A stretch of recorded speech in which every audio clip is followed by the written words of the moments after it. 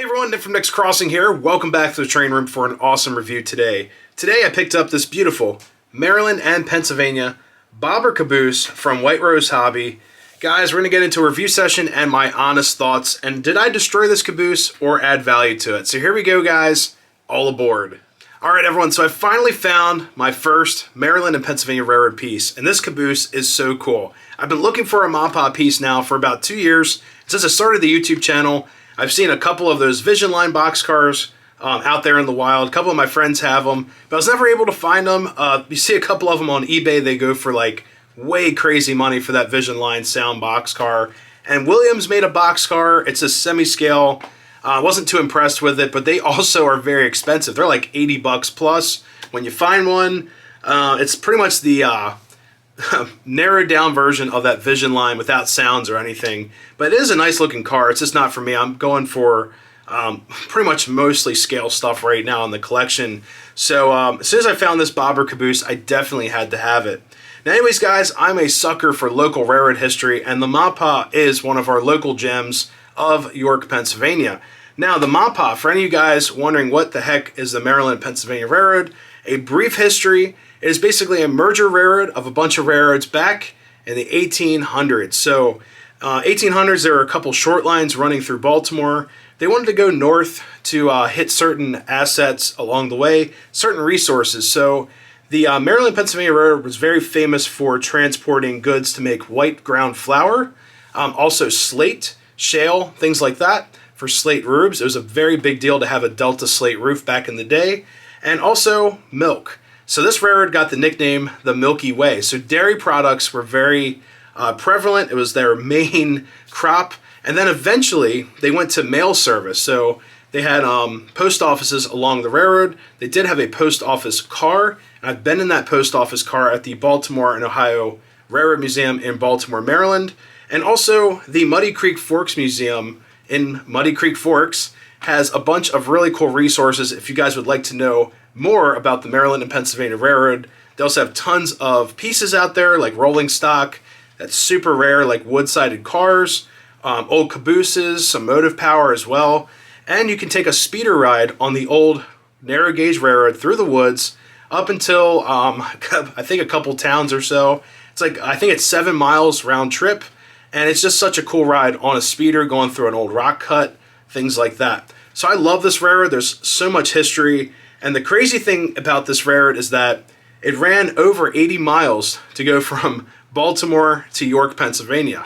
Nowadays, we would hop on I-83. You're there in about 42 miles or so. Also, running parallel to the railroad, you had the Pennsylvania Railroad going from Baltimore to York, from Penn Station, cutting right through rocks and all kinds of things, even a tunnel. Got the Howard Tunnel out there. So they did have a lot of competition. Now, from my understanding, the folks at Muddy Creek Forks told me that the last major project of the MaPa was doing work for the nuclear power plant that's over there, Peach Bottom, supplying basically heavy freight service to get out there. So they built like a spur. Once that project was over with, it was canceled, and I believe that was in the 1950s. So the railroad also took a huge hit after they lost their mail contract. I believe 1952 or 2 through 4, somewhere around there. They lost the ability to transport mail. That really did hurt the railroad as well, and also the decline in passenger service due to automobiles and things like that. Now the railroad also supplied personnel and also guests for the York Fair. So they would advertise that in Baltimore. You could go right to York on the Maryland Pennsylvania Railroad, and people would load up in cars, things like that, and take a trip up to the York Fair. Then they would be basically transported back home towards the end of the day. Another interesting fact, it was a single line railroad going through mountains, rock cuts, all kinds of things, and there were no signals. They just relied on timetables and siding or passing tracks, as we would call them. So a really cool railroad. I highly recommend to look up more history on this little railroad. And it's part of our local heritage here in York. So I'm very proud to have this in our backyard. And I also love going up to Muddy Creek Forks. Those people are great. I filmed there a couple times, and those videos will be in the description of this video if you guys are interested on learning more. All right, guys, so this caboose, this is numbered number 2003. So when I was at White Rose Hobby picking this up, I talked to Ryan, and he said that this was a real caboose right here, number 2003. But the only problem with this model is that the windows on 2003 were supposed to be lower. And here is a picture of that caboose right here on your screen. So it's a little bit off, not 100% accurate, but it's still a beautiful caboose. Now, we're going to get into my honest opinion on this caboose. I think Lionel could have done a lot better on this caboose. And you guys are probably saying, Nick, this is a beautiful piece. What are you doing? You know, it even has the separately applied chains and all that, like they stopped doing for a little bit. The brake wheel, lights, crew figurine up top. So I'll get into it. So when I brought this home, I was on the phone with one of my friends from the Railroad Club, and he said, hey, first thing first, when you open it up, the little figurine is facing the incorrect direction. So originally, the crew figurine was facing this way. If you guys can notice here, there are lanterns. So that is the rear end of the car. So it should be facing that way, out towards his train, checking on hot boxes, all that fun stuff. So I was like, okay, I can open this up and change the direction. So I did that. Then when I opened it up, I noticed all the interior was this color right here. I could not believe it. Yeah, that was what was in there, gray. No detail or anything. And he had a couple of MTH bobber cabooses at the club that are fully decorated on the inside. I have Vision Line cabooses over here on my shelf, fully decorated and everything. So I told him, I said, you know what, I'm going to paint this thing. So I painted it, and this is what it looks like right here. So, guys, I think I added some value to this caboose, painting the interior. It was actually a lot of fun. We did an oxblood floor in there to kind of match up that old school, like, lead red paint, as I call it. We also went with that that mint green you guys find on most wood-sided cabooses. And then we did some silver detail, black cushion detail as well. And also painted the sink silver. And I flipped the crew figurine facing the correct direction. Now the funny thing is, I wanted to put a Woodland Scenics figurine in here because the guy that came with this looks awful. He looks like a child-size figurine, I don't know. And he's just kind of depressed. So I wanted to put one of those Woodland Scenics guys that are like holding on and like waving out the window type of thing. I went to put the shell on, but there's a light board that would not fit. So yeah, so with the light board and him, it would not fit together. So I ended up just putting the old figurine back, and I do plan on putting more lights in here. And once we spin this camera around, I'll show you guys what I'm talking about. So the light board has two lights that face down, so it's really hard to see up into the cupola. So I'd like to put some different LEDs in there and try to add some life to this car.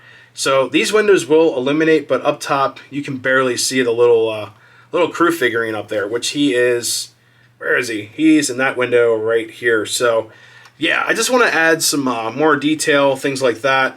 But overall, it's a beautiful piece. But like I said, those MTH cabooses are fully decorated. The crew figurines are facing the correct direction. It's just kind of goofy in a way. Also, the other complaint with lights, they mentioned this as well. The lanterns in the back do not illuminate. So like these guys do not have like grain of wheat bulbs in them or anything. So I mean, technically you could drill them out, but I'm not going to do that. These are so brittle. I'm not going to destroy those. So we're just going to deal with what we got here with this caboose. I'm just going to do that upgraded lighting package, take that light board out, and I'll most likely use EVA model LEDs to install in there without that circuit card.